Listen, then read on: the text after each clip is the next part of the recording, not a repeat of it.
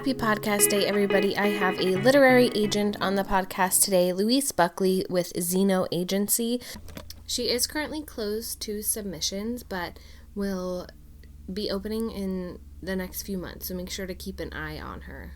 She shares tons of information about herself and what she's looking for, and, gives answers the wonderful query questions to help give us some tips, and I think you guys are really going to enjoy it.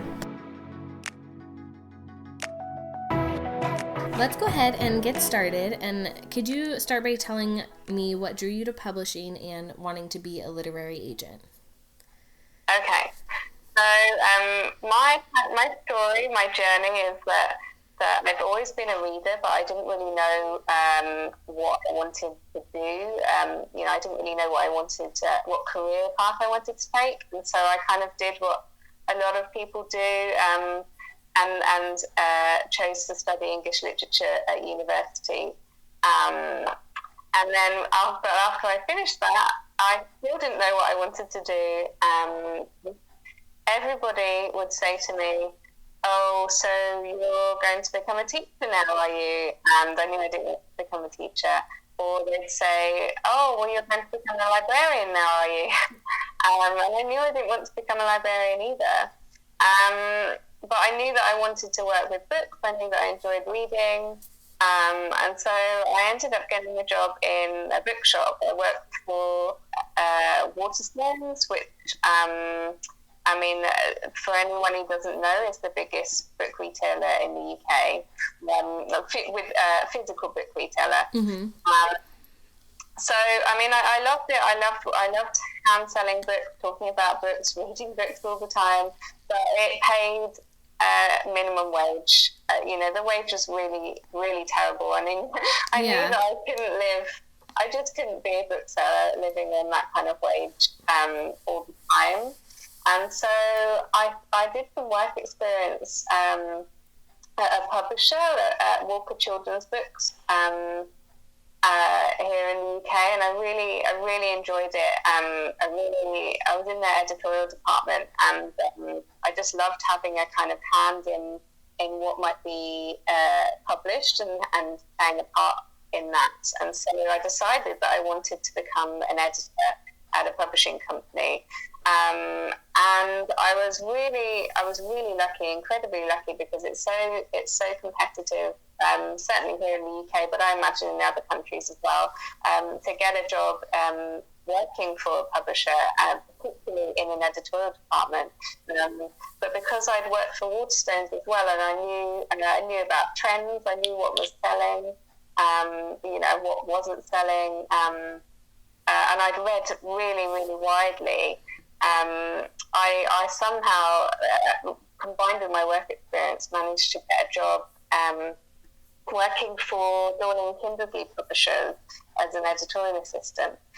And they are a really kind of more illustrated reference publisher, and I was in their travel department, so it was completely different in a way to what I'm doing now.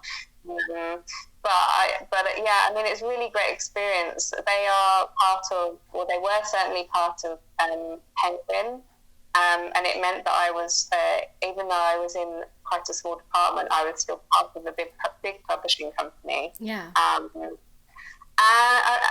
the time, the travel guides industry, the physical travel guide industry has just totally diminished with the rise of the online world, meaning that you can search for anything online. And so unfortunately, back then, which I think was maybe 2009 to 2010 that I worked there, I was made redundant, and I thought that was the end of my publishing journey. But because I'd worked for a big publisher, I then landed a job as an editorial assistant for Macmillan Publishers in their fiction department, which was just like my dream. Yeah. And I was really, really lucky because I worked for 3 different editors, and they each covered different genres. So one published kind of crime and thrillers and women's fiction, like quite kind of glitzy women's fiction. And then the other two editors published science fiction and fantasy and horror.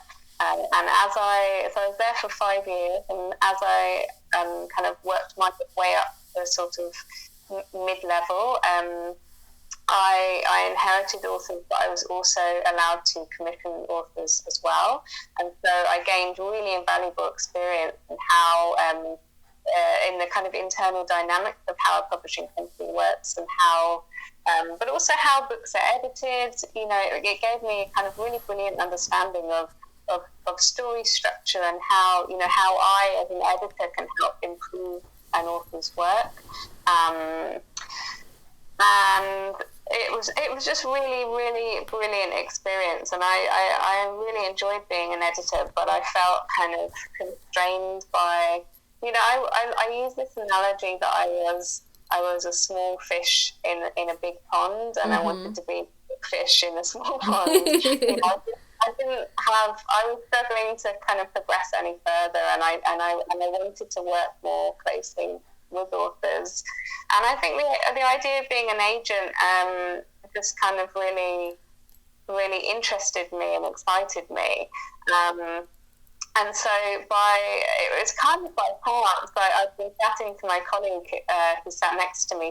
She ran the science, well, she still does. She runs the science fiction and fantasy list at Macmillan. And she knows John at Zeno Agency very closely. And she said, "Oh, you know, John's actually looking for someone to join him as an assistant, but also as a junior agent, to help expand the company and to help them kind of move it in other directions."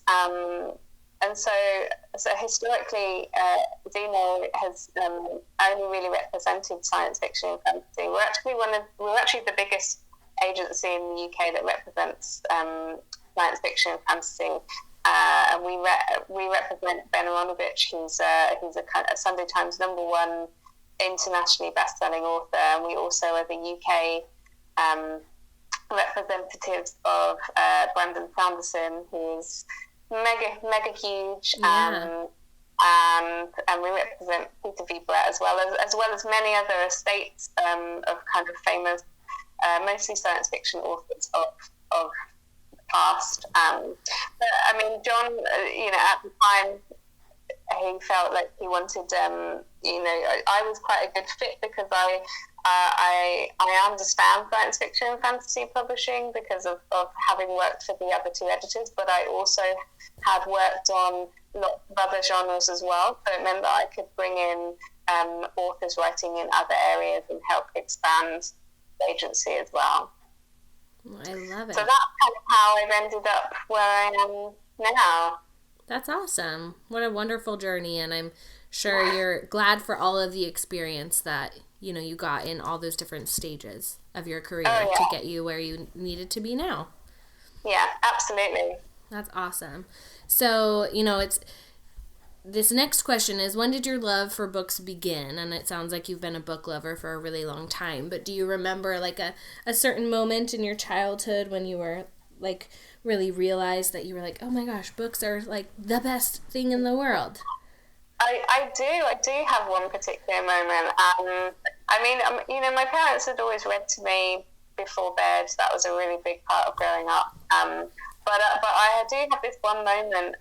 It was the summer holidays, so I had 6 weeks to 6 weeks off school when I was about 7, and I remember that I read The Secret Garden. And it was the longest book that I'd ever read at the time, you know. It was, but I remember I found it so engrossing, and I enjoyed it so much, and I was just so proud of myself for having finished this book that seemed so long to me, much longer than anything I'd ever read before. But it really inspired me. I mean, once I'd read that book, you know, I was down the library every week taking books out, as many as I could, and it kind of just set me on this path of reading, really. I love it. I love that you have that particular memory of the, the book too, that you felt like it was like an accomplishment and kind of spurred that love. It's always good to remember. So my next questions are query questions, which I know lots of people love to get different agents' opinions on these things. So my first one is, do you think queries need to stick to a specified formula? Now, this isn't like your agency's submission guidelines, because those should be followed always, right? This is like the golden formula of a query of just including the who, what, why, the stakes, the title, the word count, and not trying to do anything gimmicky, I guess. This is a tricky one to answer. I mean, generally, I would say that I would recommend sort of stick to the kind of guidelines and advice that is out there, because when authors have tried to do something quite gimmicky, it almost certainly falls flat, and I feel like it doesn't work, and it doesn't necessarily make them come across that well. Right. And also, I think the guidelines are there for a reason, because much of the information that is generally requested in query letters, such as a kind of blurb, a little bit about the book, a little bit about the author, title, word count.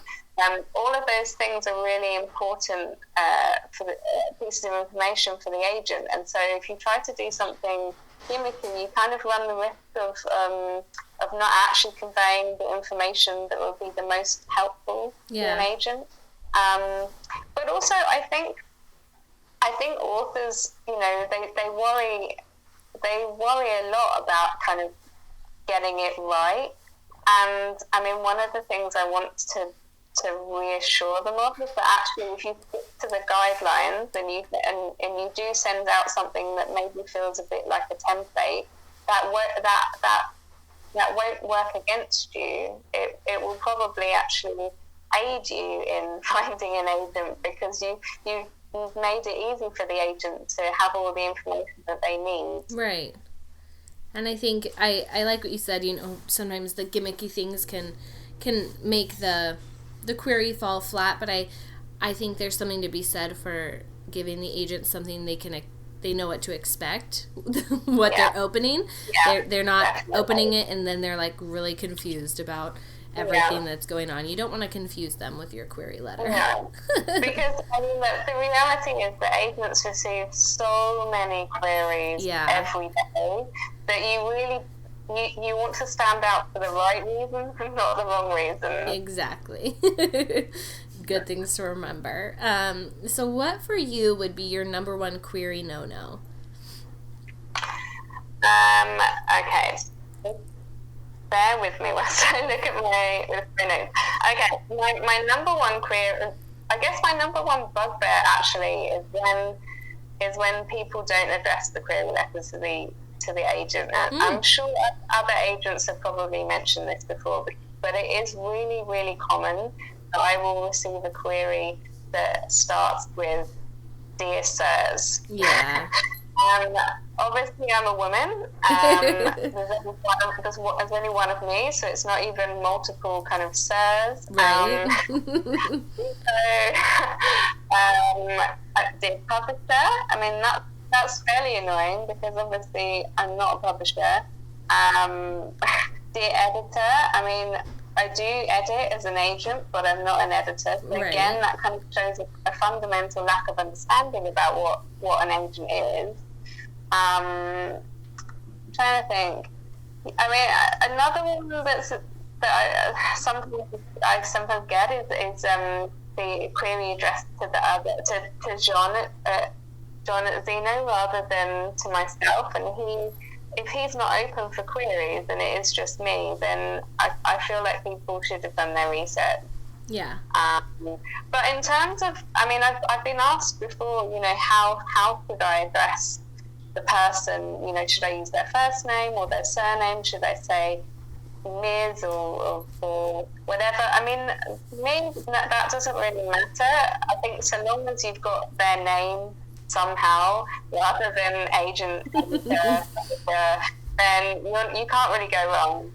Right. As long as you've addressed it somehow correctly, that is what's important. Exactly. And I do think it goes to show just that simple addressing it correctly shows they've done at least a little bit of research, or they're not just copying and pasting and sending it to a bunch of different emails. Yeah, definitely.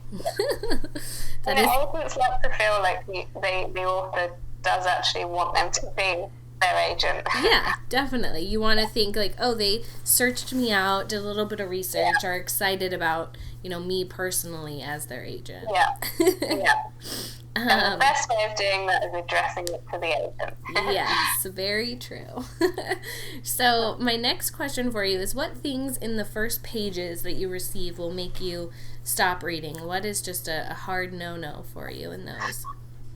Okay. Well, there are quite a few. So I'll go through some of the biggest ones, some of the most kind of common turn-offs to me, and I imagine for most other agents.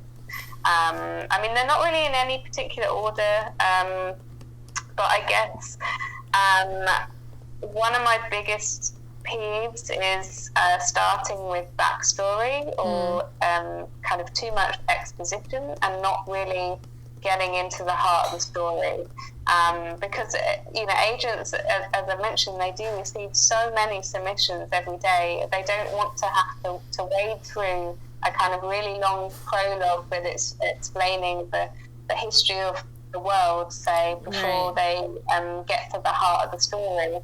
And the same goes, it's not just for agents, the same goes for publishers. Agents have to think like publishers. They have to think, well, what will sell, what will entice the publisher, and therefore what will entice the reader when they pick the book up. And so, too much backstory, definitely. So often I think I see authors who particularly authors who don't have a huge amount of experience, and they don't always know how to convey the story, and so they tell the story as backstory rather than realizing that they can kind of weave it through more direct action. Yeah. That's one point. Another thing that I see really commonly is a character either waking up or having a dream. Oh, that one's too much. I understand, that is a common way of, I think I've seen it in films, and I've even seen it in published books, but it's so common that it becomes cliche, and unless it serves a really strong purpose, it's really, really vital to your story, I would say try and come up with another way of starting your novel. And also, when a character wakes up, it tends to be that they wake up and then things happen to them, and they're quite a passive character. Whereas if you start your story with the character doing something, then it feels like then the reader reading it will feel like they are the character moving the story forward. Yeah. If that makes sense. So there's more of a kind of propulsion of the character. Definitely. I don't know if that makes sense. It does. It definitely makes sense. They're acting upon something instead of being acted upon, which is what we want. Definitely. Yeah, exactly. I'd say those are probably the two I see the most common thing. Yeah, and I think I think at some point all writers struggle with the backstory and the beginnings. Beginnings are just so hard in general. Knowing where to start your story can take a while to figure out, but you want to make sure that it's not jumping right into action that's too confusing, but you don't want it to be like she woke up and brushed her hair and have it be very boring in the beginning. I understand, and I'm not unsympathetic to how hard it must be for authors trying to get their first pages, right. Yeah. But always good reminders of what can make those first pages hard to get through. Yeah. So what is your favorite thing to see in a query? What gets you really excited when it pops into your inbox? So I've been thinking about this, and I think it's not necessarily one particular thing, but the queries that always stand out to me are the ones where the author seems to really understand who they are writing for. So I think it means that they understand the market, and by that I mean the genre they're writing in.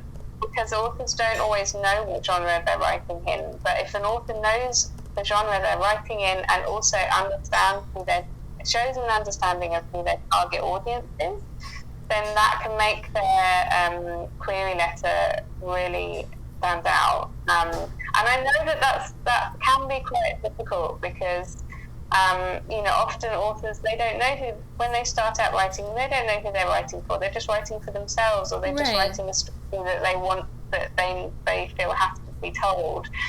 But if you can show a kind of market knowledge, like who are the comparison authors? Where would your novel? And I'm focusing more on novels here, I should say, because that's my background. I represent predominantly fiction. So this, I guess I should say, I'm not really covering non-fiction or children's as much, just because I don't have as much experience in those areas. Yeah. But I think particularly with fiction, if you can know where your novel sits in the market, and then an agent will be impressed with your market knowledge. So to try and give a more concrete example, if you think you're writing a thriller, say, and you say in your query letter, I've written a psychological thriller that I think will appeal to readers of, I'm just going to give the biggest examples here of Gillian Flynn and, I don't know, Paula Hawkins, is that the girl with the... Oh, yeah. Then you will and then if the blurb then ties in with that, the style of the blurb shows that the story is in some way similar to those two authors, then it shows a market awareness. Definitely. And I think it goes, I think as writers, you have to be a reader too to have that market awareness. You need to read, greatly in the genre you're writing, but also it's good to read in other genres just so you can see different things. But having those comp books and knowing where your story fits on a bookshelf is super important, because if you can't figure it out, the agent is probably going to be like, well, am I going to be able to figure it out? Yeah, exactly. I mean, if you know it and you can sell it to me, you can make me think, well, that she's pitched that brilliantly, which means that I will be able to pitch it really well to publishers, and then publishers will be able to pitch it really well to retailers, and then the retailers should be able to do a really good job of selling it to the readers. So there's a kind of chain reaction here. Definitely. Let's see. My next question is about previously self-published authors. So if you get a query from somebody who has previously self-published a book, what is your preference? Like, what would your tips be for them? And this is obviously under the idea that they're querying you for a brand new story, so not something that's already been self-published. I would say there's no reason you can't submit something new to agents, even if you haven't had much luck with self-publishing. It doesn't mean you won't land an agent because of your track record. I think the confusion arises because lots of agents are not willing to take on books that have been self-published, and I do receive submissions from authors that say, I published this on Amazon last month, and that is, one of the main reasons why agents say no to books that have been self-published is that they are really hard to sell to publishers because publishers can't sell them to retailers. Yeah. Retailers have certain kind of slots, or we call them slots here in the UK, where they fit their books, and if they're presented with one book that was self-published but only sold, say, 20 copies, and one book that is a debut and has never been published before, they will always select the debut because it's an unknown quantity, whereas they would always see the self-published book as having kind of already had its chance. And so if the retailers won't stock the self-published books, then the publishers won't take them on, so therefore the agents, from a business point of view, there is just no point in agents taking self-published authors on. But even just because you've self-published a book before, it shouldn't prevent you from submitting anything new to an agent, or make you worry about submitting anything to an agent. I certainly don't think negatively on anyone that's tried self-publishing. I mean, my mum self-published a book, and so, and I helped her with that. And so I think there's kind of, there's pros and cons to the different publishing routes. But I would say if you haven't had any luck self-publishing, definitely try and go down the traditional route. I'm not saying it will be any easier, but it's definitely still an option. Definitely. Good advice to have. I've started asking that question recently just because I've seen, on the Twitter writing community of some previously self-published authors who, want to have some more feedback from agents on that sort of thing. And I think maybe 5-7 years ago, and maybe still today, there's some agents who, there's some bias and different feelings about self-published authors, so I just like to get some different feedback on it. Yeah, no, I understand that, and it's a good question. It's one that I haven't actually been asked before. Yeah. Awesome. Well, thank you for sharing that with us. My next one is, overall, what would your tips or golden rules be for authors who are in the querying process right now? Okay. I have, I've written down 3 tips. I have loads of tips, but I just thought I'd share 3 that maybe, maybe haven't been talked about as much. They might have. But my number 1 tip is make sure it really is ready before submitting. So I guess this is kind of pre-submission. Yeah. But I think often, people are so kind of keen to submit that they don't necessarily, that the book isn't ready. Right. Probably one of the biggest problems I see in submissions. Often as well, I think people don't necessarily always seek out honest feedback on their book before they submit to agents. And I think that will be so invaluable to them. And by honest feedback, I mean I don't mean passing to friends and family, because I think they're not likely to have the best interests at heart, and they will worry about offending you. Definitely. I mean, thinking out people who are, who are probably readers themselves and have some kind of understanding of like story arc and character arc, and who are happy to offer you, really constructive feedback. So I would really recommend trying to find at least 1, if not 2, kind of trusted people.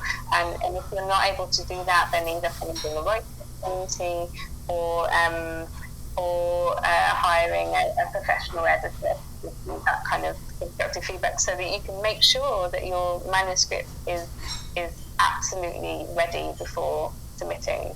Definitely. My second tip would probably be to not put all your stock in 1 or 2 agents. I do see this quite a bit, and I think, it's certainly something that I've felt with some authors, particularly if they've wanted me in particular to represent them, and I've turned them down, and they felt, incredibly disappointed by that. And I really do understand how disappointing it must be when you receive rejections, particularly when you've done so much research and you feel like that particular agent is asking for exactly what you've written. Right. Or if you've heard them talking, or you've seen them at an event, and you feel like that, they would be the kind of right agent for you, kind of different levels. But I would say don't put all your stock in them. You try and submit widely. I mean, I recommend. I mean, everyone has a different idea, but I think if you submit in kind of tranches of 10 at a time, then you're kind of submitting fairly widely, and then maybe if you haven't heard back, or maybe wait until you've heard back from about 2/3 before submitting to another 10 agents. But also not thinking widely about who you submit to, and not necessarily submitting to agents in your particular country as well, which is why I'm keen to appeal to people over the pond, so that I'm not just receiving the same type of submission from the same type of person over here. Yeah. Because I think there's so much writing talent out there. So, thinking more widely about who you might commit to, and also not necessarily ignoring more junior agents who are maybe not that well established, because often they are the best agents to approach, because they will have more space on their list, they will have more time to devote to you, and they will hopefully have more of a kind of hunger to prove themselves. Yeah. So that can really work out for you. So, really just submitting as widely as possible. And then I guess my third tip would probably be that if you're not having much success, don't give up, but maybe try writing something else whilst you're waiting to hear back from agents. Try writing. I mean, if you've written a non-fiction book, try writing, say, a fiction book or a children's book or an essay, or something to kind of, I think, to get your creative juices flowing, and to remind you why you really love writing in the first place. Yes, I think that last one is awesome advice. Because I think querying and all of that can be stressful and anxiety inducing, and just to keep writing, or try writing something different, can help distract you from that. I'm sure. I love it. Well, good tips. So my next question is, when you're excited about an author, you've read their manuscript, you're on that phone call with them or the Skype call, what else are you looking for in an author, in a potential client? So, I mean, for me, I'm looking for someone who shares my view. I mean, I think this is really important, and it goes both ways. Authors want to find an agent who gets the book, who shares their vision for the book. So normally I'll have a kind of in-depth chat, often predominantly about the editorial direction of the book, and with what kind of broader notes I think the author needs to work on. But I will usually tell them where I feel the book sits in the market, who I feel its comparison authors are, and how I plan to pitch it to publishers. And I mean, usually that will be I will tell them all that, but it will be part of the conversation, because I want to hear their opinion too, and that might kind of change my opinion. I guess what I'm looking for is a kind of open-mindedness to working on this together. Yeah. I mean, I know that can sometimes be hard, because particularly when you've spent years, right, or a very long time writing something, you might have a certain idea about how it should be pitched, and also how it should be published. And the agents, I'm the one with the kind of business and the commercial knowledge. I might say, well, actually, I think we'd be better off going down this other route and kind of pitching it differently. And so I guess I'm looking for someone who is willing to be open-minded about changing their direction slightly. I think that's important. And I mean, normally, in my experience, most authors, well, particularly my current authors the authors that I represent now, it's never been an issue, and we've always been on the same page right from the start. Well, that's good. I think that's something. I know it doesn't always work out that way. Yeah. I think it's just something good for, authors who are, new to the experience. They're, you know, not sure really what that like agent author relationship looks like. But I think it's good to get your head around the fact that it turns into more of a business creative partnership instead of just like this solitary thing that you do alone in your room. Yeah, absolutely. And I mean, a good author-agent relationship should feel like, an agent is there to support you. I mean, the way I talk about agenting when people ask me to describe my job is I say it is partly selling. The selling aspect is a really big part of the job, but it's also the other part of it is kind of coaching and mentoring, and managing. And that's when it becomes more of a kind of a partnership, and and a good author-agent relationship should leave you both feeling kind of happy and that you're working together in the right way. Definitely. And sometimes that can unfortunately not work right away, or like it might not work out with the first agent you talk to if you're on the author side, or hopefully you can, both people in that interaction are able to be like, okay, this might not be the best fit for both of us. Yeah. Well, cool. So I just have a couple questions left. My second to last one is, what are you looking for right now? So what's on your manuscript wish list? So at the moment, I would really like some more. Well, I don't represent any crime or thrillers, and I really enjoy reading. Like I love a good whodunit or a why done it. But I just haven't quite found the right one yet. I mean, I predominantly represent literary fiction, a little bit of fantasy as well. But yeah, I think I would particularly like something with a kind of good meaty mystery to it. Yeah. That kind of keeps me turning the pages. Particularly if it's quite kind of pacey and suspenseful. It causes me to ask lots of questions about what's happening. And also I really like crime and thrillers that have a strong sense of place. So like something like, I know it was published a couple of years ago, but something like The Dry by Jane Harper, which I just thought was so evocative because it's set in Australia. It's set in a really, probably much like Australia now, a really, really hot period in Australia. And that the atmosphere, heat and kind of tension from the heat was really rose off the page for me when I was reading it.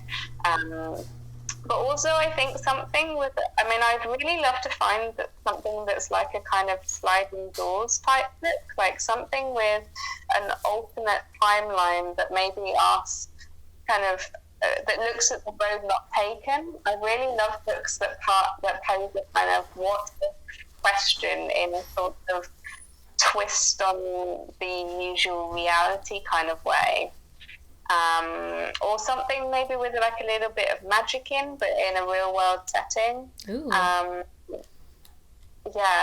guess those are probably the main things I'm looking for at the moment. So I do read really widely, and I'm not actually that prescriptive, but those are the particular things that I've got my kind of little antenna looking for. Awesome. Well, I hope you get some of those things after people listen to this. Me too. So I have one last question for you. I have been told it is somewhat of a difficult question at times, but I would love to know what your favorite book is right now. This isn't your favorite book of all time by any means. Just a book you've read recently that you really enjoyed. Yeah, so over Christmas, I read a book called The Man Who Didn't Call by Rosie Walsh, which, I don't know, it's been a massive bestseller here in the UK. I think it's done quite well over on your side, but basically the premise is that a woman spends a week with this man that she meets while she's back visiting her parents. So she lives in LA, but she's come back to the UK to visit her parents. She meets him. She has the most wonderful week with him. They each go a separate way, and they promise to meet each other at the airport when they've flown back from their respective destinations. But he is not there, and he doesn't answer any of her calls. He doesn't answer any of her messages, and she's left wondering, what happened to him? Did she imagine being with him? Like he just has kind of gone off the face of the earth. But it was a really interesting idea, a really brilliant concept, and the whole time, you as a reader are left questioning what has happened to him. Right. I just thought it was quite original. It was an original twist on, I guess, a love story, but it's more of a mystery than a love story. It's really brilliantly done. That sounds awesome.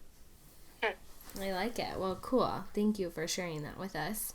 Thank you so much for chatting with me today and letting me get to know you and answering all my questions about queries and, the literary agent side of publishing. It has been such a pleasure chatting with you. It's been a pleasure being here and chatting with you too. Thanks so much for having me. I've really enjoyed it. I hope you guys learned tons from that, and I love all the literary agents who join me on the podcast and share their time with us just to help authors who are querying out in any way they can. It's super helpful. So please make sure to rate and review this podcast wherever you find it, and share it with your friends, and reach out to me if you have any questions or just want to say hi at RoseQuinny, QUINNY, or find my website, which is rosequinco.com. And thank you so much for listening.